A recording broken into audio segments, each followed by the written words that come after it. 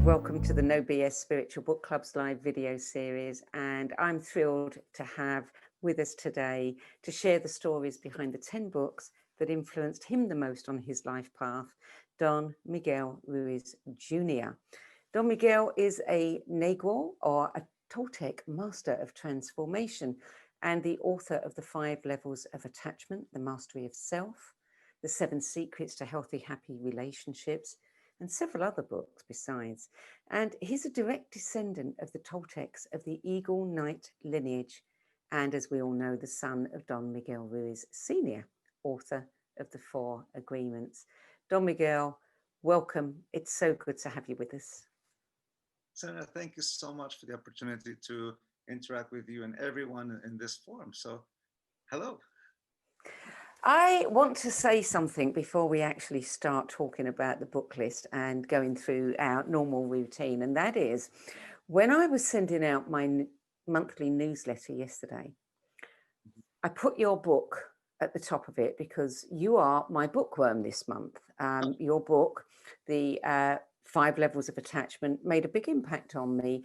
And I think you and I first spoke about 5 or 6 years ago when we did an interview, and it was about that particular book. And as I put it there, and I was thinking about what am I going to say as I opened this newsletter, I suddenly saw something really interesting that hadn't occurred to me before. Here we are at the end of a year in which all of us have had to let go of so many of our attachments. And I'm looking at the book title and I'm thinking, wow, this is so synchronistic that here you are, you're my bookworm for the month.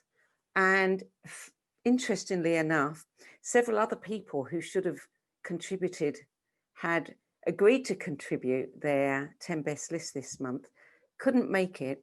So you are the only one that we've published this month. And here you are tonight as well, at the very end of the year, talking about your own book list. And obviously we're going to talk about attachments because this clearly is the theme of these few years for us all. So I just wanted to mention that because it is so synchronistic. Oh, thank you. My friend Shane was just talking about that. He, one of a few friends who read my books, he called me to let me know that it feels like this book, The 5 Levels of Attachment, was somehow fit this year in the sense of if you're so attached or you identify yourself with something in this world, then all of a sudden you're going to go through a harsh contrast, because if you keep holding on to it, you're going to suffer. But if you're able to detach and then re-engage in a different way, this year will be a little simpler. Not it's going to be still difficult, of course, but the suffering will be slightly different in the sense that you're not holding on to something that no longer exists. You're engaging what is. And that's what always life is that you engage our relationship with life at this very moment. And who we are changes just as much as life changes in front of us. So in that ability to detach, we're able to see who's in front of us, especially seeing who we are within ourselves. And of course, I'm talking in a spiritual sense. Absolutely. I was thinking today, this book has really come into its own this year. Yeah. Okay, so we normally start by asking our guests, what was the process like for you to have to go back and choose 10 books from your lifetime that influenced you the most, and also what books mean to you? So start with either one of those. Well, the first step when I got the question was a spiritual books. What were the spiritual books that influenced me? And for me, I had to question that first, because that's what will take the direction in the course. And for me, a spiritual book is something that galvanizes. It's a call to action, which is to me inspirational. One of the books that inspired me to shift a direction in life in some way and somehow. So in these 10 selections, these are books that when they came to my attention, they galvanized me in some way. They inspired me in some way. So once I was able to see it from that point of view, picking up the books was somewhat easy because all I had to do was just simply look back on what changed my perception in life. Mm. It's what helped me, actually. Yeah, yeah. And what do books in general mean to you? Whew. Looking at life through someone else's eyes and letting me learn from their experiences, be it whether it's fiction or nonfiction, a book in spirituality, a book on physics. It allows me to see the world through someone else's eyes. My favorite fictional author is Gabriel Garcia Marquez, Mm. and in his book Love in the Time of Cholera, I can experience what I felt when I was young, and one of my biggest fears, which is being in love with someone, and all of a sudden that person turns around, and up to that moment that person was in love with you, but as soon as they turned around and saw you, that love faded. And how he captured that moment when Fermina Daza turned around to look at him, and how his heartbreak felt the moment where he was expecting this beautiful re-engagement because she'd been banned from seeing him because the father did not like it. And she came back to the hometown. And when she turned around and saw him, all that love disappeared. It's like the illusion popped. And he captured it in such a way that I had the heartbreak. I felt that pain. I felt that sorrow. I felt that the breaking of an illusion like that. And it took me many, many years to see it from her point of view, because I kept relating to the main character whose name at the moment escapes me, but the feeling is there. That's what books does. Yeah. It takes me to a place where I get to experience life through someone else's eyes, and in this case, through someone else's heart.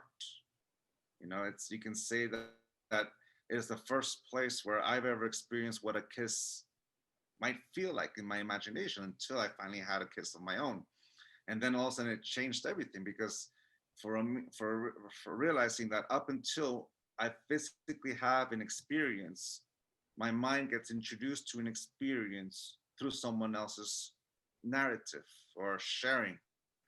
And that's what it is. It's like some of these books, especially the 10 books I described to you, these are things that existed in my mind until a moment came that shifted it and became an experience. So for me, that's what a book is. It's the beautiful gift that humanity has given to itself in the sense of sharing through words, symbols, music, the experience of being alive. Yeah. Very well said. Very well said. I mean, they're experiences that we might never otherwise get to have. Mm-hmm. Mm. And So, sorry. no, carry on. The funny thing about that moment in Gabriel Garcia Marquez's book is that even though it wasn't me who was experiencing the heartbreak of someone turning around and no longer loving you, the funny thing about that is that it impacted several relationships when I was young, that fear. And I'm mentioning it right now because these books can have that impact that even though we didn't have that heartbreak that we experience will impact my relationships. And that's not just the negative one, but also the positive. Some of those positive things impact my relationship in a very good way. It's like asking, who are you today? It's something that allows me to see my wife for who she is today, and my son with autism, and my daughter with her teenage years, who they were just a week ago no longer exist. So books have that impact. Mm, indeed. And the first book that had an impact on you, number one on your list, I don't know whether people will be surprised or not, but it was your father's book, The Four Agreements, which you didn't read until you were 21. Yep. I read the book came out when I was 21 years old. I bought the book, and around the third chapter, I put the book down because it was my dad telling me what to do all over again. And I didn't pick it up for another 5 years until I was going through some heartbreak of my own. In 2002, my father had suffered a massive heart attack. My me and my this woman whom I fell in love with, and we were living together. We broke up, and she was the first person I ever saw as my wife, or I wanted her to be my wife, and I was going through the pain of that breakup and the consequences of all that, and I was in a very dark place, and I picked up my father's book, and it helped me out of it.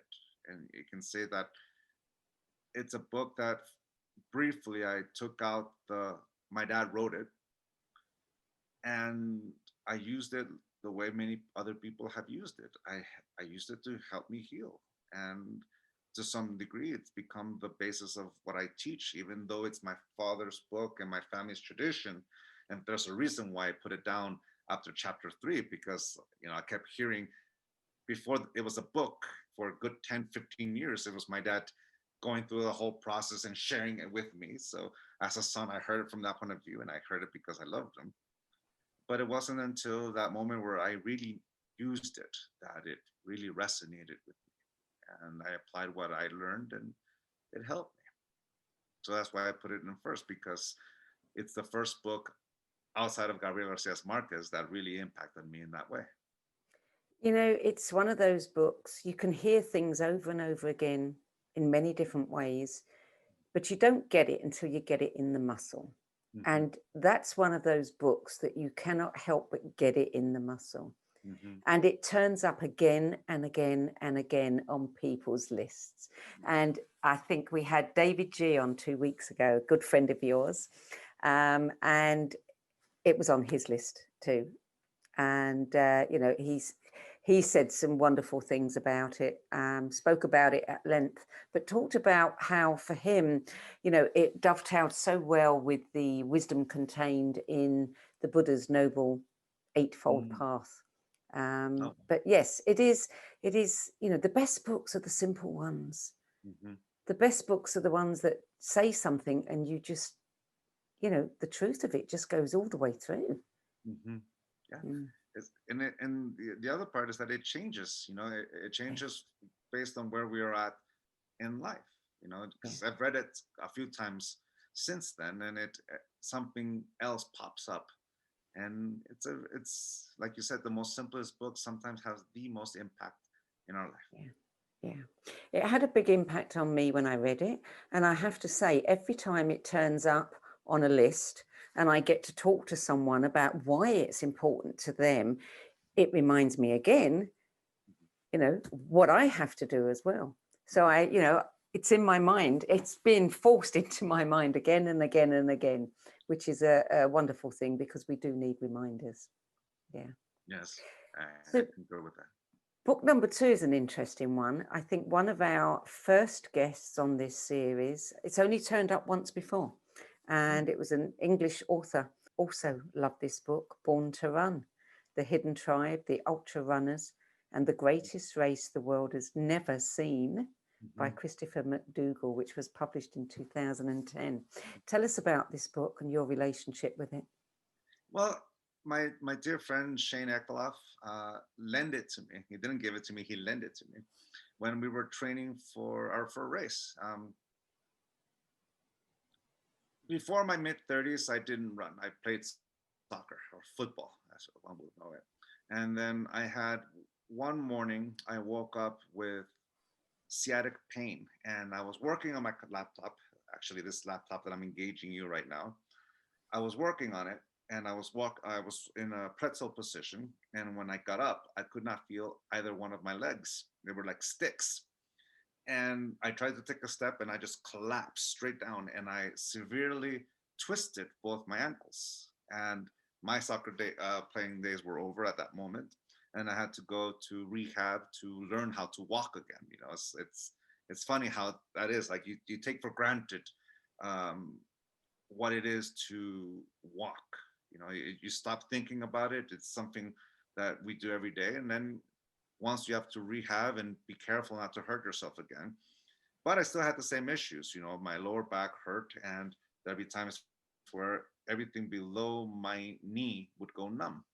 So, needless to say, I gained some weight. I didn't walk and anything like that. And then one day, I was goading my friends and doing something called the Tough Mudder race. And I goaded them, and they actually did it. And I realized okay, I owe this. They told me, okay, let's do it. I'm like, okay, I'm gonna do it. So I go for a run with my friend Shane, and I'm barely able to run 2 miles. In fact, I walked, on. I was not physically capable, but I was expecting to be able to run like that way I was when I was in my 20s, but I've gone through something in my life.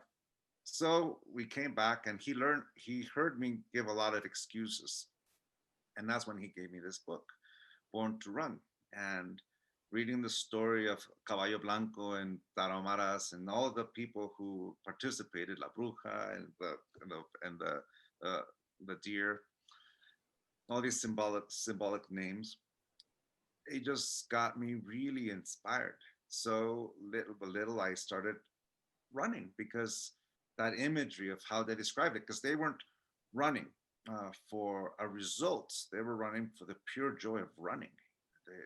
It was something.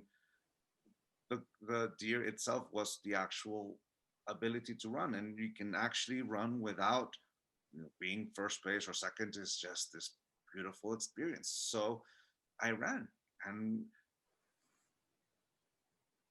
since then, I've ran 25 half marathons, and I've ran 6 full marathons.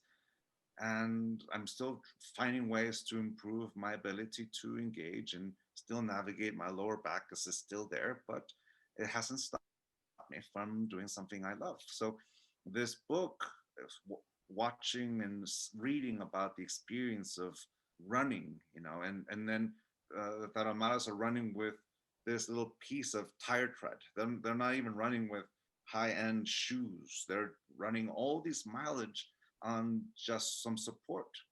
And I watched the 30 by 30 story on it, and they were describing they run with this little tire tread because that's all they have. If they had tennis shoes, they would run in tennis shoes, but that didn't stop them from achieving what they achieved. And that's exactly what galvanized me. You all you need to take a step to be able to run is just take that step. And it changed my life in the sense that I'm probably the healthiest I've ever been. At the age of 45, I'm healthier than I ever was in my 20s, and let alone my 30s. So it makes me feel young. It makes me feel inspired. And for me, around mile 2 or mile 3, I can feel the moment where my internal dialogue shuts up, where my mind just shuts up, and all that I witness and feel is the area around me, the cars passing by, because you have to keep paying attention to the cars, and the sidewalks. I've learned that one the hard way. And but the only thing that I feel is my breath, my body, my and I don't run with headphones. I run without music, so my breath is my rhythm. Whenever I lose my breath, I slow it down. When I feel comfortable, I run fast, and it's a real wonderful communion with my body. So this book was the catalyst for that. Emerge from a run, feeling as though you have said, that you understood why people would run as a form of meditation.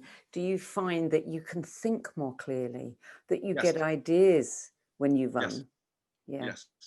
Yes. Like if I was confused about something, I go on a run, and miraculously or somehow I just have the clarity to have an answer or understanding, or I would process. Whenever if I'm in a run and I get in this funk, it's because I'm dealing with a thought that perturbed me for as long as it had, and by the end of the run, I have a solution. I can feel I come to peace with something.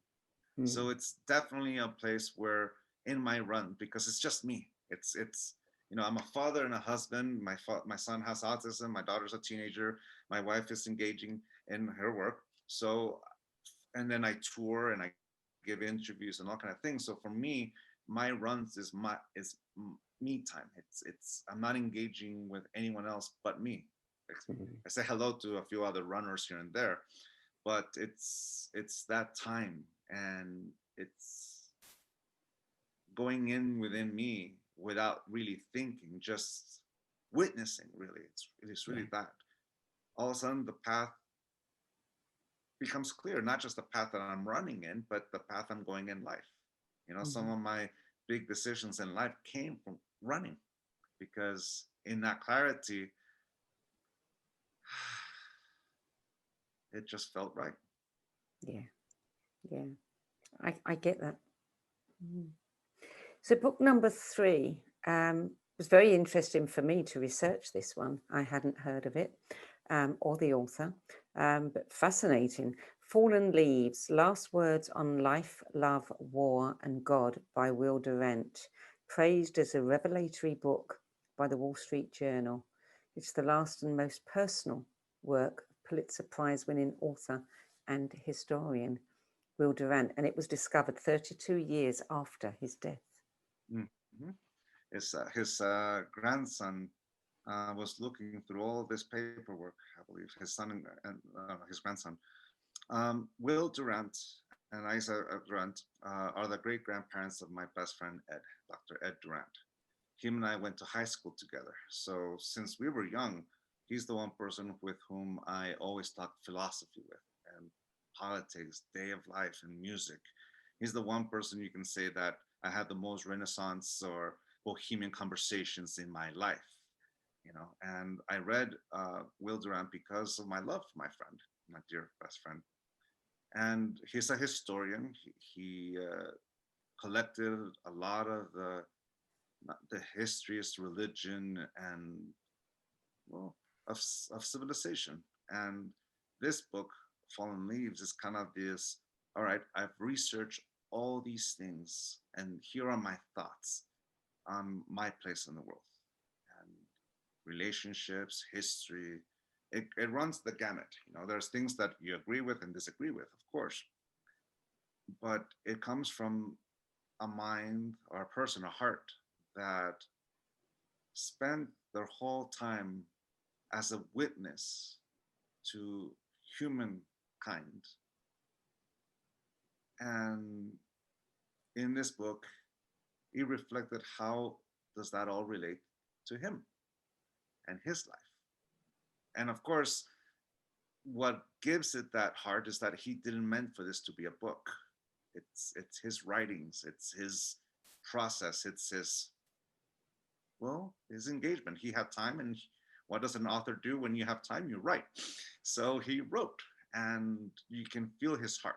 And that's, you can say it from a historian's point of view.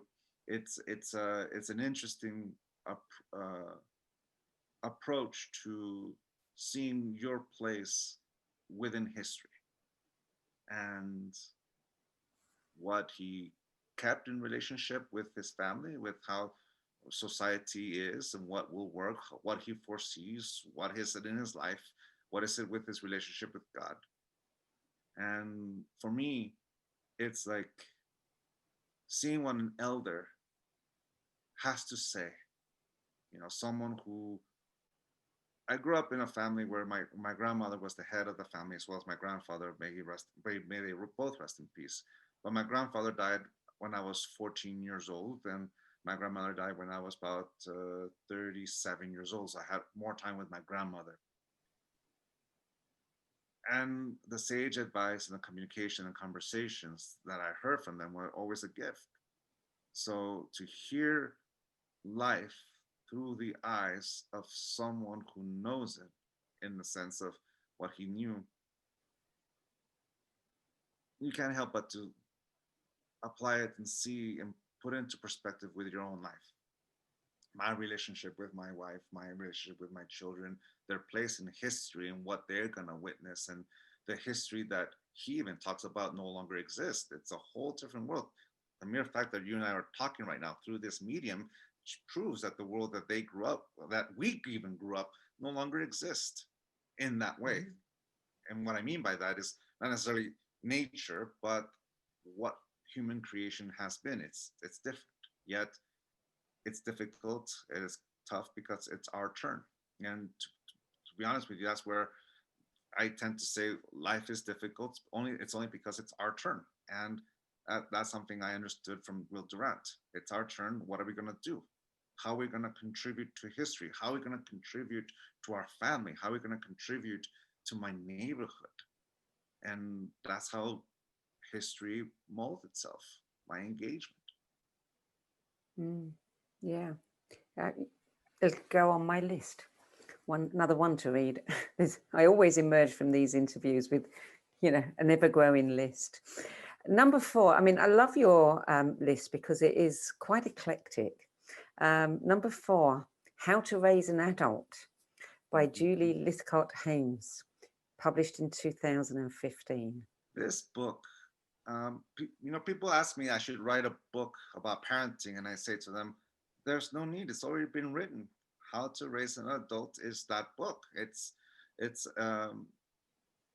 it came into my life in a moment of anxiety.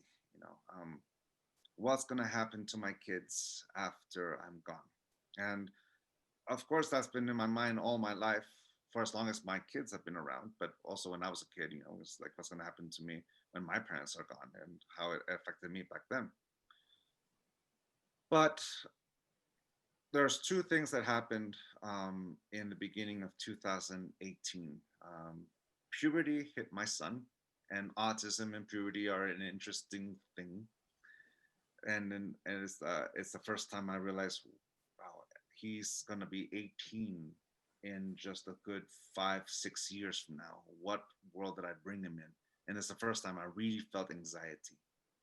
So the first thing that came to my life was a movie called Black Panther, where the king, in the storyline, the Black Panther, his father dies in a terrorist incident, and the whole Marvel universe, comic book world, he goes in there, finds justice or whatever, but now he becomes the new king. So in order to become the king, he has to take on all the challengers. And in order for that to happen, he has to remove the power of the Black Panther. So he takes this solution that makes him just a normal human being. When he comes out victorious, he has to take this other essence from a flower that gives him back the power of the Black Panther, but he has to go into the underworld. And when he goes into the underworld, he sees his ancestors, and the very first person he sees is his father. And the Black Panther tells the father, "I'm so happy to see you. I wasn't ready for you for your death. I wasn't ready for you to not be here." And the father, who was so happy to see him, Briar, became serious, and he says, "The one job of a parent is to prepare his child for his own death. Have I failed you, my son?" The rest of the movie kind of it's entertaining, but that line made me shift. It kind of made me, and in a sense, that's what a gig is. My job as a father is to prepare them to live without me. That's my job. It's his life. It's his journey. And not long after that, maybe even weeks, this book came into my hands, How to Raise an Adult. And it echoes that sentiment, but in a much more detailed way. How we're raising our kids to survive without us. We're teaching our kids how to thrive without us, how to raise an adult, let them experience the consequences of their own actions. And realize what drives us to be a helicopter parent is that we're so afraid of them making the wrong decision that we kind of take over for them and make decisions for them. And in result, there's a lot of kids who go to college or universities and have no idea how to even navigate. It's like we're expecting our kids to go to out there in the world, and since we're doing all these decisions for them, by the time they're alone, they have no idea how to pay a bill, how to apply for a grant, how to apply for school, how to sign up for a class. They're so used to us doing it for them that we never gave them the chance to make their own choices and how to navigate the consequences when things don't go as you plan. And Julie Linkoff, she is, or she was, the dean of admissions at Stanford University here in California. Well, I say here, I'm living up, but across the way here. And she witnessed firsthand how she saw her students come in, and so many not knowing how to even function. You know, they got into Stanford, yes, but most of them came from this helicopter mentality that it's Stanford or nothing. You know, it's if you go to a community college or you go to a UC college, University of California college, you're not so successful. The only way is to get into Stanford. You know, the East Coast has Harvard and Columbia. Um, West Coast has Stanford.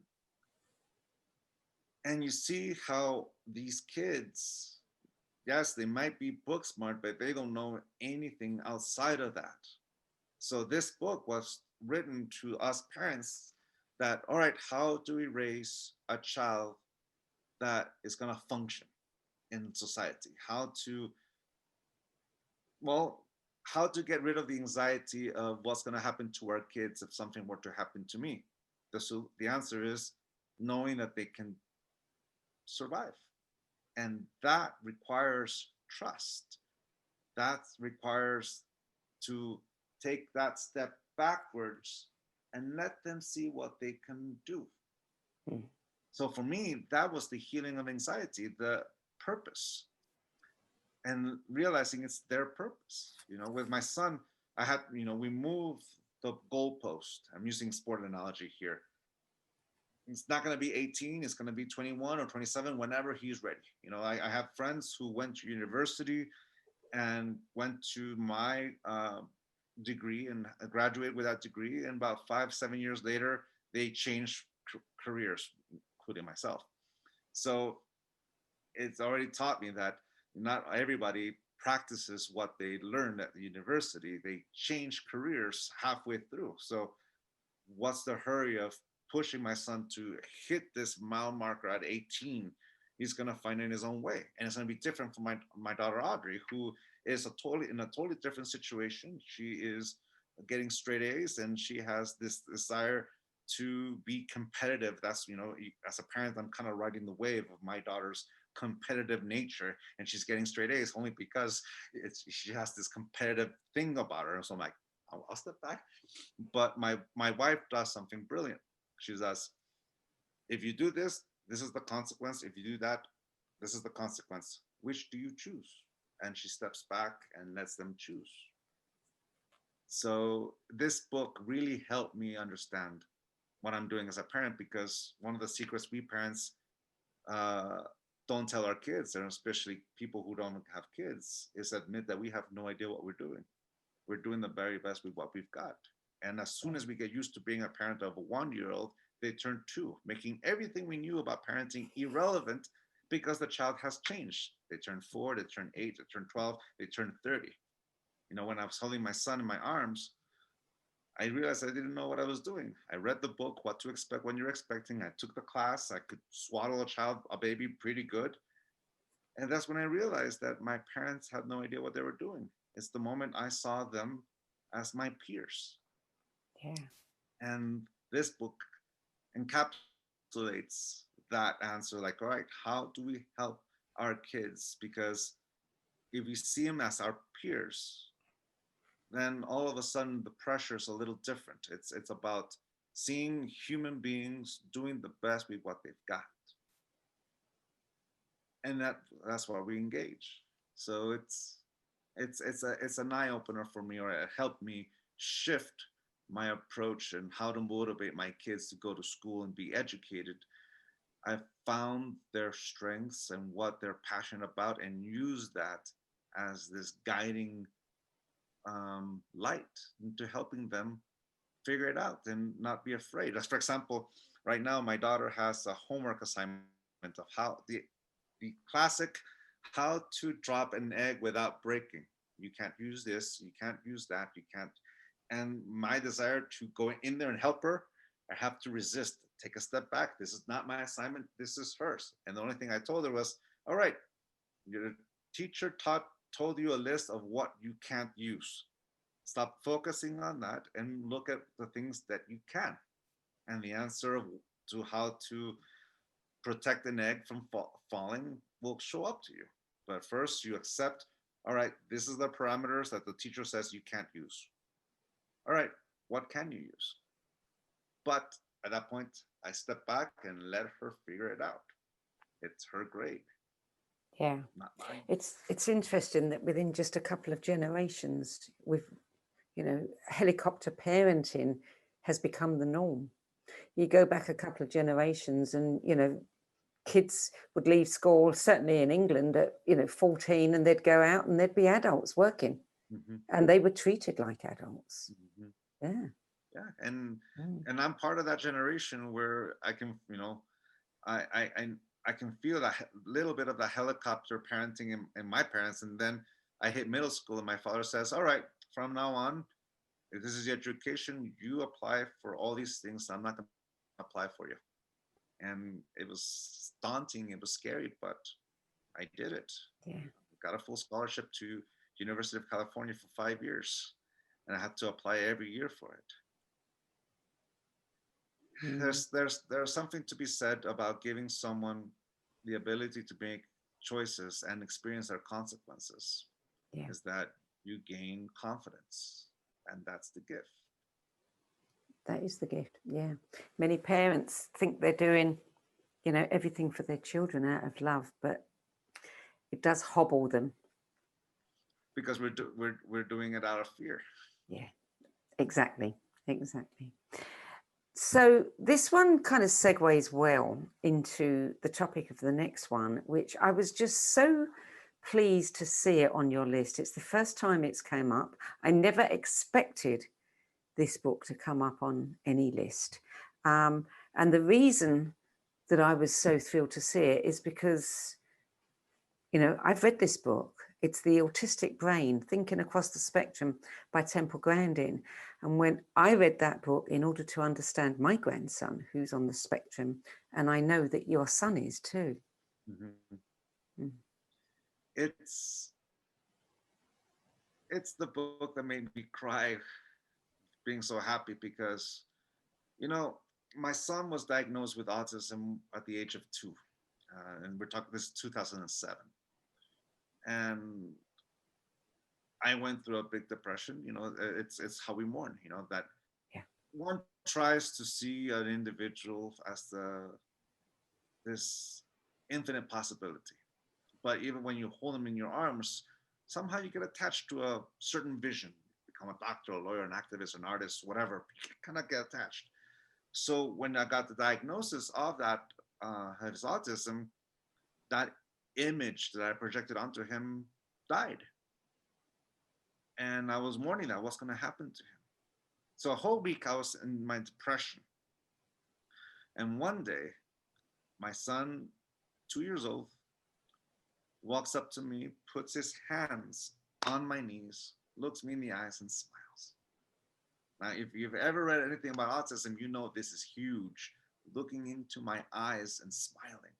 It was like coming out of that and breathing again. And what am I doing?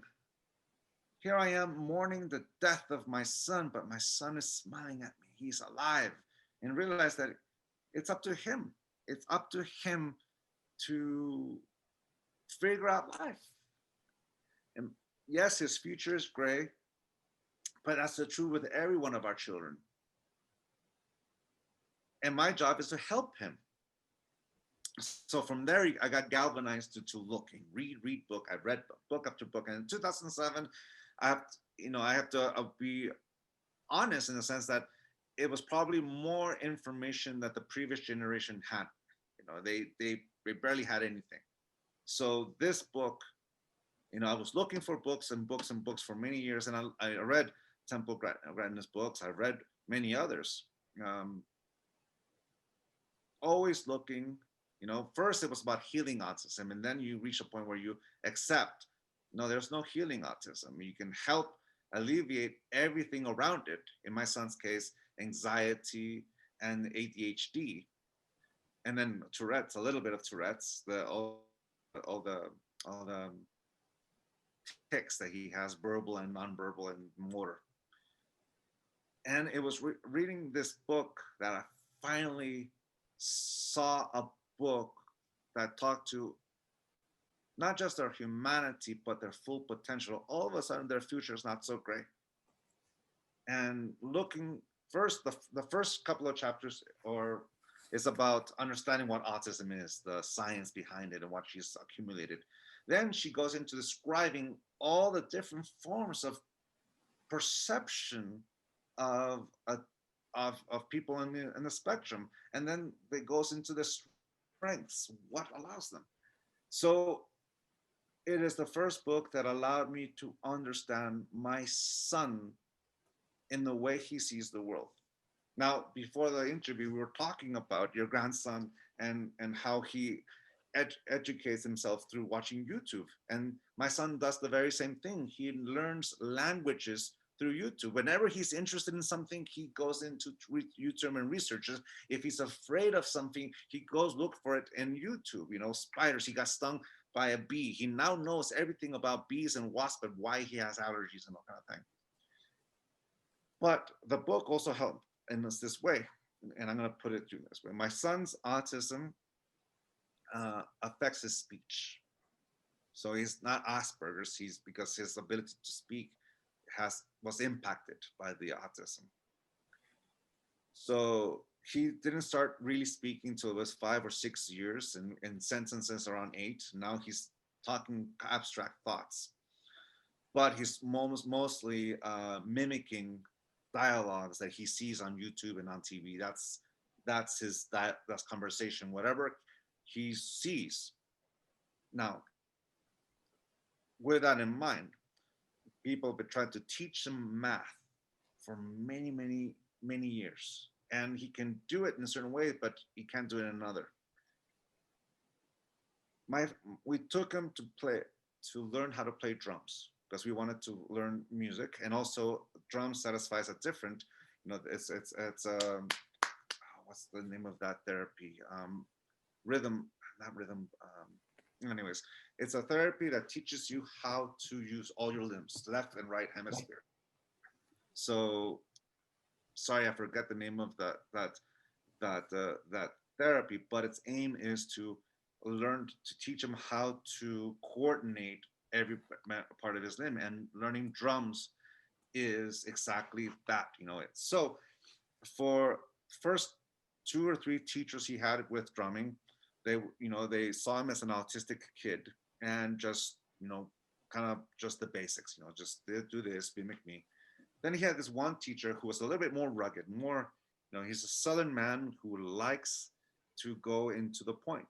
So he taught him music, like to read sheet music. At first I was going, okay, good luck. But here's what happened. My son can read sheet music, and he can play. He put him a sheet music for drums. He won't miss a beat, and he knows. It's impressive. Then we went to something called fit learning. We're always looking for therapies. We're always looking for that missing piece of the puzzle. Well, we went to this place called Fit Learning, and the difference between these tutors is that they're psychiatrists who are teachers. So they're teaching them through a different approach. And they did an evaluation, and we taught them what happened with the drums. And they're like, really, he can read sheet music and play what he reads? Yeah. So they did a test, and it led to this awareness, this like aha moment. His verbal skills are below, but his nonverbal skills are high. The difference between a written sentence, say, give me 4/8 on the snare, is different to him than actually writing out 4/8 on a snare, right? Hitting the X and all kind of thing. He understands it because one symbol has a direct action. The other one is a bit more abstract. The reason why he can read sheet music is because there's a direct action to it. versus a verbal one that doesn't mean this, doesn't mean that. It's a little bit more abstract. So that led us to do IQ tests in his school. And the school's IQ tests confirm what Fit Learning found and what his music teacher stumbled upon. His verbal IQ is somewhere in the 50s, 48 or 52, something like that. His nonverbal IQ is 118. So one verbal, if we only measure him by a verbal test, written or said, he's going to score very low. But you do a nonverbal test, he's through the roof. He's above average. He is above average. So his teachers used that information and adapted it. So now his teacher now says, okay, one of the tough ones to teach him through math was division. He was going by memory. He was looking for answers via memory. And then, all right, 8 divided by 2. His teacher said, okay, 8 divided by 2. Let's draw 2 lines. 1, 2. There's 2. Now remember, divided in equal parts. So how many times do we have to count to 8? So 1, 2, 3, 4, 5, 6, 7, 8. How many lines is that? 4. And also my son gets it. He used a totally different approach, a more nonverbal approach, describing what that those numbers represent, and now he can divide. All because we figured out how to be verbal and nonverbal and create a symbol that's direct. Yeah. And Temple Grandin's book, The Autistic Brain, describes that. And to be honest with you, it's not just kids in the spectrum, but we adults. I saw myself in that book in a totally different light. So it is the thing that made me think and see autism not as the villain, it's the ally. My son's gift is that he has autism. Now, it's up to him whether autism is his ally or his tyrant. And that's going to be reflected on how we see it. Yes. And the beautiful thing about this book is that it broke down and it helped us shed that image of what autism is and see it in a totally different light and look for different strengths. And we found it. That doesn't mean that we're out of the clear. We still got a lot to go. You know, we're still in the middle of puberty here. Let's see how, you know, things turn out in a year, and as he slowly moves away from puberty. But the beauty about it is that it's his life. So we're still looking for all these things that will help him. And thank you to Temple Grandin, but she really helped us in helping him. Did you see the movie, Claire Danes? It gives you such an insight and how the judgments we place on people, and we want everybody to conform, and you know, we understand their behavior according to this and not this. Yes. The multiple intelligences and the different ways of communication and thinking. Yeah. I'm just, if nothing else, my grandson has opened my eyes to so many things that I never would have looked at before. Yeah. What a gift these kids are. They are, they are, Yeah.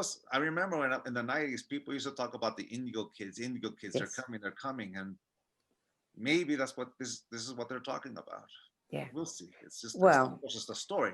But my son has taught me, and his classmates have taught me, and that scene in Temple Grandin's book, a movie, that scene when she gets up and tells a whole group of people, yes, how she sees it, and when someone asked her in the audience, how do you know, how many kids do you have?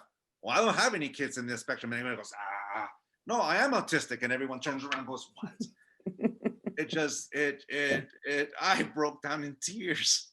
Yeah. Because, you know, if we let that projected image tell us who they are, man, we miss out on so much. Yeah, absolutely. I mean, when she was talking about the kid that was spinning, and she said, no, she's not doing it for that reason. I'll tell you why she's doing it. It answered so many questions for us. Yes. Yeah. And how in the book, in the Autistic Brain, how she has a meeting with an autistic kid, and he goes and does this thing, and she describes that, oh, he needs, and how she describes the patience to allow him to do that. And then once he's composed, come back. Wow. Yeah. There's a lot of information that I'd like to share with you. I'll do it afterwards. I'll send you an email, but I think that there's some things that I've come across that you would find very interesting. Yeah. But for now, let's move on. That is a fabulous book. I'm so glad it's there.